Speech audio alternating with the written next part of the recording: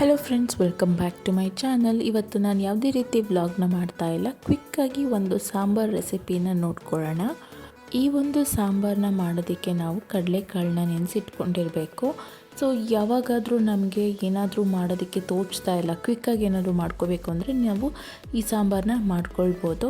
So ಕಡಲೆಕಾಳನ್ನ ನೆನೆಸಿಟ್ಕೊಂಡಿರೋವಂಥದ್ದು, ಹಾಗೆಯೇ ಒಂದು ಆಲೂಗಡ್ಡೆನ ತೊಗೊಂಡಿದ್ದೀನಿ, 3 ಟೊಮ್ಯಾಟೋನ ತೊಗೊಂಡಿದ್ದೀನಿ, ಒಂದು ಸ್ವಲ್ಪ ಕಾಯಿ ತೊಗೊಂಡಿದ್ದೀನಿ, ಕೊತ್ತಂಬರಿ ಸೊಪ್ಪು, ಹಾಗೆಯೇ ಒಂದು ಈರುಳ್ಳಿ, ಹಾಗೆ ಬೆಳ್ಳುಳ್ಳಿ, ಸಾಂಬಾರು ಪೌಡರು.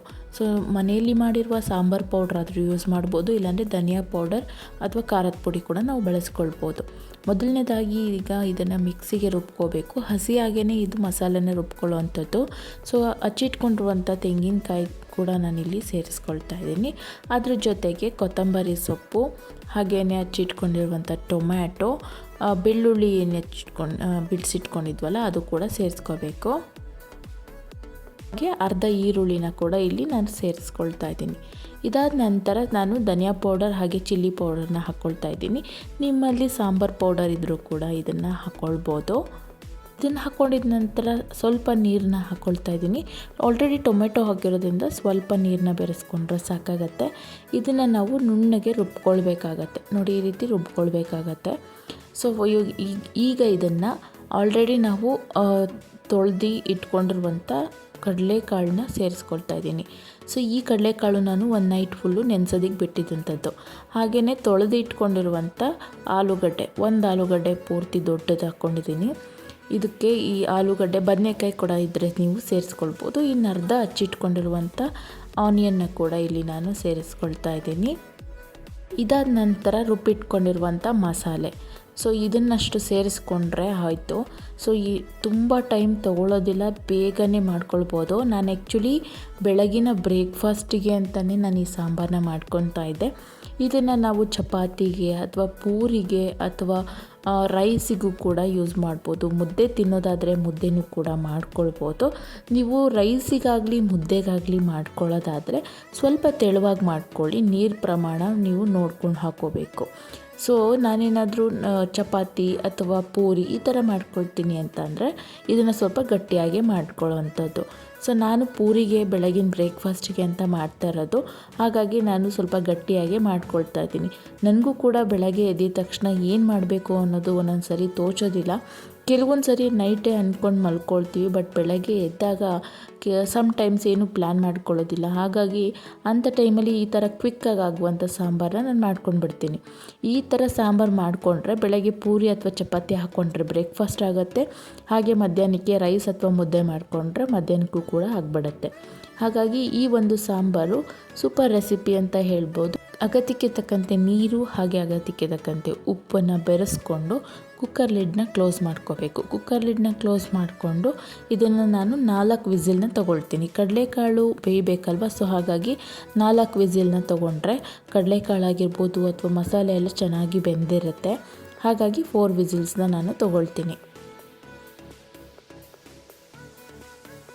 4 ವಿಸಿಲ್ ತೊಗೊಂಡಿದ ನಂತರ ಕಡಲೆಕಾಳು ಸಾಂಬಾರು ರೆಡಿ ಆಗಿಬಿಡುತ್ತೆ.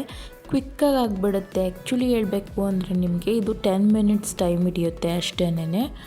ಇದಕ್ಕೆ ನಾನು ಲಾಸ್ಟಲ್ಲಿ ಒಗ್ಗರಣೆನ ತೊಗೊಳ್ತಾ ಇದ್ದೀನಿ. ಸೊ ಲಾಸ್ಟಲ್ಲಿ ಒಗ್ಗರಣೆ ಕೊಡೋದ್ರಿಂದ ಸಾಂಬಾರು ಟೇಸ್ಟು ತುಂಬಾ ಚೆನ್ನಾಗಿರುತ್ತೆ. ನೀವು ಈ ಚೆನ್ನ ಮಸಾಲ ಎಲ್ಲ ತಿಂತೀರಲ್ಲ, ಆಲ್ಮೋಸ್ಟ್ ಅದೇ ರೀತಿಯೇ ಟೇಸ್ಟ್ ಬರುತ್ತೆ. ಇದಕ್ಕೆ ನಾನು ಒಗ್ಗರಣೆನ ತೊಗೊಳ್ತಾ ಇದ್ದೀನಿ. ಜಸ್ಟ್ ಸ್ವಲ್ಪ ಎಣ್ಣೆನ ಹಾಕ್ಕೊಂಡು ಅದಾದ ನಂತರ ಸಾಸಿವೆ ಸಿಡ್ಲಿದ ನಂತರ ಕರಿಬೇವಿನ ಸೊಪ್ಪು ಹಾಕ್ಕೊಂಡು ಅದನ್ನು ಸಾಂಬಾರಲ್ಲಿ ಮಿಕ್ಸ್ ಮಾಡಿಕೊಂಡ್ರೆ ಆಯಿತು. ಸೊ ಟೇಸ್ಟಿಯಾಗಿರುವಂಥ ಕಡಲೆಕಾಳು ಸಾಂಬಾರು ಅಂತಲೂ ಕರಿಬೋದು, ಕಡಲೆಕಾಳು ಮಸಾಲ ಅಂತಲೂ ಕರಿಬೋದು, ರೆಡಿ ಆಗಿಬಿಡತ್ತೆ. ಹೇಳಿದಾಗೆ ನಾನು ಇದನ್ನು ಪೂರಿಗೆ ಮಾಡ್ಕೊಂಡಿದ್ದೆ.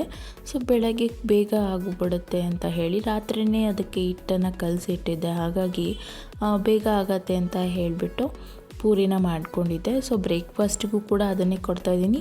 ಹಾಗೆ ಪೃಥ್ವಿಗೆ ಲಂಚ್ ಬಾಕ್ಸಿಗೂ ಕೂಡ ನಾನು ಇದನ್ನೇ ಕೊಡ್ತಾಯಿದ್ದೀನಿ. ಹಾಗೆಯೇ ಅವನ ಸ್ಕೂಲಲ್ಲಿ ವೀಕ್ಲಿ ಒನ್ಸ್ ಅಂದರೆ ಫ್ರೈಡೇ ಅಥವಾ ಆ ಥರ ಅವನಿಗೆ ನ್ಯೂಟ್ರಿಷನ್ ಡೇ ಅಂತ ಇರುತ್ತೆ. ಸೊ ಈ ವಾರದ ನ್ಯೂಟ್ರಿಷನ್ ಡೇಯಲ್ಲಿ ಅವನಿಗೆ ಪನ್ನೀರ್ ಇತ್ತು. ಸೊ ಹಾಗಾಗಿ ಅದರಲ್ಲಿ ಪನ್ನೀರ್ ಟಿಕ್ಕಾನ ಮಾಡಿಕೊಟ್ಟಿದ್ದೆ. ಪನ್ನೀರ್ ಟಿಕ್ಕಾನ ನಾನು ಸಿಂಪಲಾಗಿ ಯಾವ ರೀತಿ ಮಾಡ್ಕೊಳ್ತೀನಿ ಅಂತ ಅಂದರೆ, ಫಸ್ಟ್ ಒಂದು ಬೌಲಿಗೆ ಸ್ವಲ್ಪ ಕರ್ಡ್ ಹಾಕ್ಕೊಂಡು, ನಾನು ಇವಾಗ 200 ಗ್ರಾಮ್ ಪನ್ನೀರ್ ತೊಗೊಂಡಿದ್ದೀನಿ ಅಂದರೆ 1 ಬೌಲ್ ಕರ್ಡ್ ಹಾಕ್ಕೊಳ್ತೀನಿ. ಸೊ ಆ 1 ಬೌಲ್ ಕರ್ಡ್ಗೆ 1 tablespoon chilli powder, 1 tablespoon ಧನಿಯಾ ಪೌಡರ್, ಹಾಗೆಯೇ ಅರ್ಧ ಟೇಬಲ್ ಸ್ಪೂನ್ ಗರಂ ಮಸಾಲ, ಅರ್ಧ ಟೇಬಲ್ ಸ್ಪೂನ್ ಶುಂಠಿ ಬೆಳ್ಳುಳ್ಳಿ ಪೇಸ್ಟು, ಆಮೇಲೆ ಸ್ವಲ್ಪ ಕಸ್ತೂರಿ ಮೇಥಿ ಹಾಕ್ಕೊಳ್ತೀನಿ. ಸೊ ಒಂದು ಅರ್ಧಕ್ಕಿಂತ ಕಡಿಮೆ ಲೆಮನ್ನ ಸ್ಕ್ವೀಸ್ ಮಾಡಿರ್ತೀನಿ.